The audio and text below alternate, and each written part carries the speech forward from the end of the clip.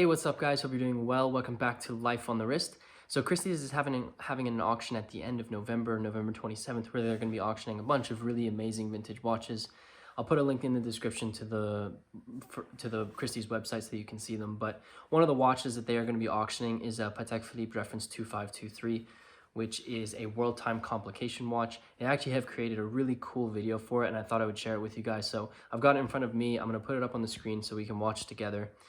It will help you learn a little bit about the reference 2523, but also you'll be able to see an absolutely beautiful watch. But before we get into that, if you haven't already, be sure to hit that like button. I say it every video, so just go ahead and like this video before I even have to say it. Also, if you are new to the channel, welcome to Life on the Wrist. We create videos about watches.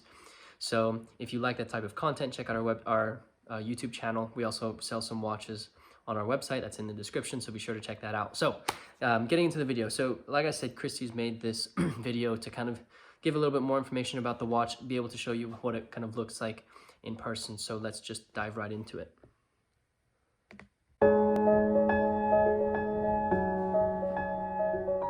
In horological terms, the 1953 Patek Philippe blue enamel world time watch is legendary and as close to perfection as one can come. In terms of both function and form, it is a thing of sheer beauty. It's a reference 2523, an exceptional Patek Philippe from the 1950s, from the golden age, with design, with craftsmanship, technological advancement, and all combined together for perfection. The beauty of the case and dial design is matched by the complexity of the inner workings of the watch.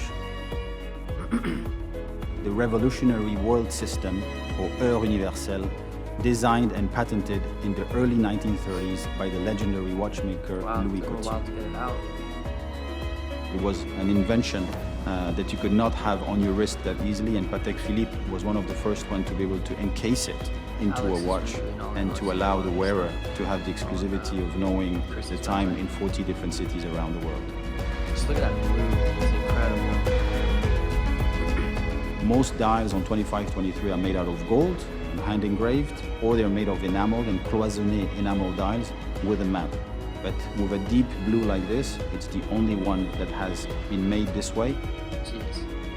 I've seen it with What's more beautiful is when you take a loop and you go dive in deeper, the blue seems eternal, seems infinite. All these different layers that are basically really exciting to the eye, simply the same way as you'd be looking at the ocean. It is believed that only 7 of these watches in pink gold were ever made, and this is the only known examples to be double signed by both Patek Philippe and by Gobi, Patek Philippe's distinguished retailer in Milan. It is a tribute to the finesse with which the watches of Patek Philippe are made. And this is a quality that has been recognized through the centuries. Wow. I didn't want to kind of speak over the video, so that's why I kind of just watched it, but I hope you guys kind of enjoyed seeing that. There's a lot of things that we can go into with this watch, but I think the first thing, just to give you a little bit of background, kind of reiterate some of the things that were said in the video. So this reference was first made in 1953. That's when this specific watch dates to. If you didn't catch it, the case is in pink gold. It runs off the caliber 12 movement, and it measures about 35.5 millimeters in diameter. Like he said towards the end of the video, this watch is only one of 7 2523s made with dual crowns made in pink gold. So rarity off the scale. On the scale of rarity, it's definitely off the scale. What differentiates this from a lot of the other world times is the fact that it has that blue enamel disc in the center of it. I've seen some with maps, and actually I had the opportunity to go to the Patek Philippe exhibit in New York, which occurred a couple years ago, and they had a couple that they had produced recently with enamel, an enamel center like on this one, but this one has that blue enamel disc. And doing a little bit of research and reading the article on Christie's, it's actually one of 4 that's been seen in the past 30 years, so it's extremely rare. So within that 1 of 7, there's only 4 others that have that blue enamel now, so that's amazing.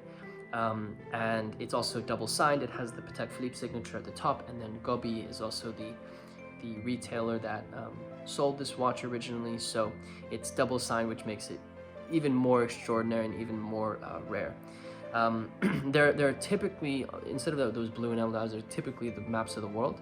And you know, there are the typical kind of cities and places that are used in a world time complication, but this one actually has some odd ones that are not seen on many other world time watches. For example, it has Klondike, Reunion, and Mauritius. So those are some kind of off the beaten path world time locations that are on this watch. So I mean, you want to talk about ultra rare, like ultra, just the top of the vintage watch game. This is exactly what it is.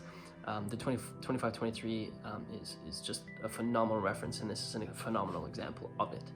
A couple things. From Christie's perspective, I'm really glad that they made this watch. It brings to light and kind of makes sure that kind of educates the general public about the rarity of this watch, but also just gives it a little bit kind of like a time capsule of the 2523, so that this can be used later in life or later in someone's exploration of Patek Philippe and world time watches. So I'm glad that Christie's made this video. I think it builds a lot of hype around it. I saw it initially on their Instagram, and this is a little bit of I think a longer video than what is on their Instagram, but again, a phenomenal piece. And I'm really glad that they decided to take the time to bring to light one of their most important lots of this auction that's occurring on November 27th. Looking at the watch specifically, this is just, I mean, this is the cream of the crop when it comes to vintage watches, when it comes to vintage Patek Philippe.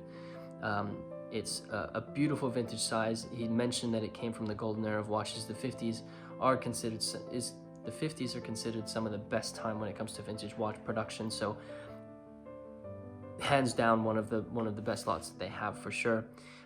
I really love the blue enamel disc. I love blue watches. I am wearing this Memo Cell, which I wear for most videos. So I really love blue dials, and the fact that this is a blue enamel dial actually gives the disc a lot of depth. And he was basically saying, if you put a loop to it and look at that blue, there's so many levels within that one little disc. And it almost just reminds me of how like a deep ocean kind of feel to it.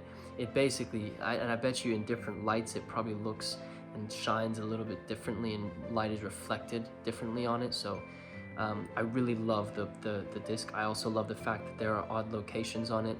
In pink gold, I'm a huge fan of pink gold. I think it has a really nice hue to it and something that you don't really see very often. So another extremely beautiful watch, and I think the video really summed the watch up perfectly. And it's crazy that the world time complication was patented in the 30s, and this watch only came out in the 20s. It just shows how much time and effort actually has to go into creating a watch of Patek Philippe quality, but also something that they would be proud of to release to the public. And I mean, in the 50s they knocked it out of the park, so the fact that we get the honor of having it at auction is another just bonus for us. Interesting fact about this watch, it actually sold at auction in December of 2010. It sold for 2.675 million Swiss francs, so a hefty fee for it. What's interesting is if you look at the estimates 9 years later, when this auction is going to be taking place. Ironically, it was actually December, so this is almost exactly 9 years. But so this watch sold in 2010 for about, let's round up to 2.7 million Swiss francs. It's estimated by Christie's to sell between 55 and 110 million Hong Kong dollars, which is equivalent to about between 7 and 14 million US dollars. So quite a hefty appreciation that has occurred in the last 9 years, according to Christie's. I wouldn't be surprised if it fetched somewhere close to that, or within that range. I think the range is accurate, especially because in the last 9 years there has been the prices at auctions have gone up astronomically. I'm curious to see what type of collectors are going to end up bidding on this watch. You know, is this going to be a Patek Philippe collector? Is this going to be a world time collector? Is this going to be a collector just of very, very rare watches?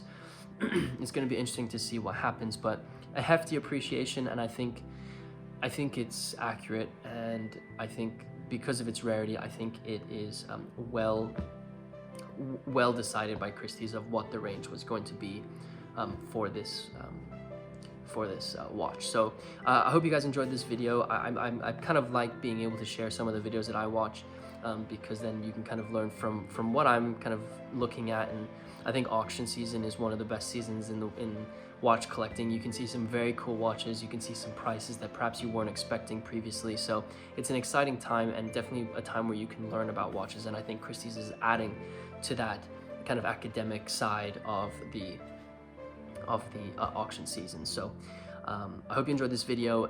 Be sure to hit that like button if you haven't already. Let me know in the comment section below, what do you think? Do you think this the estimated price of this watch being sold is accurate, or do you think it's inaccurate? I know it's an astronomical amount of money, and it's definitely not, you know, there aren't many people who have a war chest that can bid on this watch. But let me know what you think about it. Do you like these types of videos? Let me know in the comment section below as well. And if you haven't, and I said in the beginning of the video, be sure to subscribe to our channel. It really does help us out. And with that said, guys, I hope you enjoyed this video, and